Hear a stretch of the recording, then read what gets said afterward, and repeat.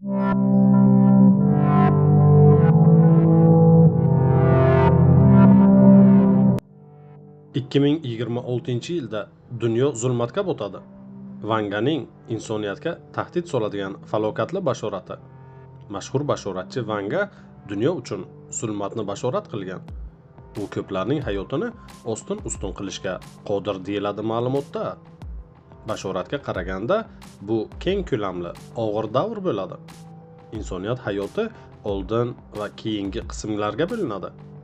Xabaringiz bor, Vanganing 21-asrning birinchi cho'ragida dunyo qizil pullar tomoniga o'tishini ta'kidlagani e'lon qilingan xabar ortidan dollar o'z o'rnini yo'qotmoqda degan o'ylov ko'plarni uylantirib qo'ygandi. Bugungi kunda ko'plarni diqqat e'tiborida bo'lgan dollar mavzusi, uning so'nishi rukni ostida dollar 2028-yilga qadar o'z o'rnida bo'lishi, bir qator chet davlatda bo'lgan vakolatli insonlar uning qurbini ko'tarish borasida bosh qotirishayotgani mavzusi millionlab tomoshabinlarni o'ziga jalb qildi.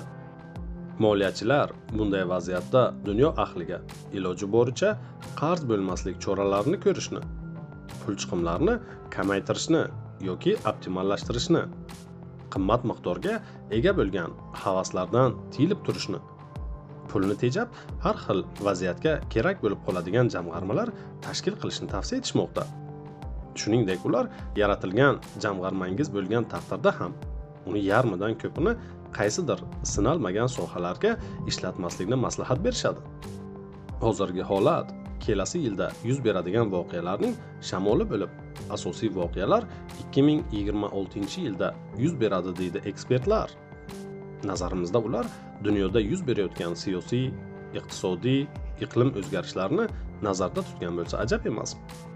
Chunki Vanganing 2025-yil uchun aytgan bashoratlarining ancha-munchasi davlatlar orasidagi munosabatlar, tabiatda kuzatilayotgan nomuvofiqliklar o'z tasdig'ini topdi va topmoqda.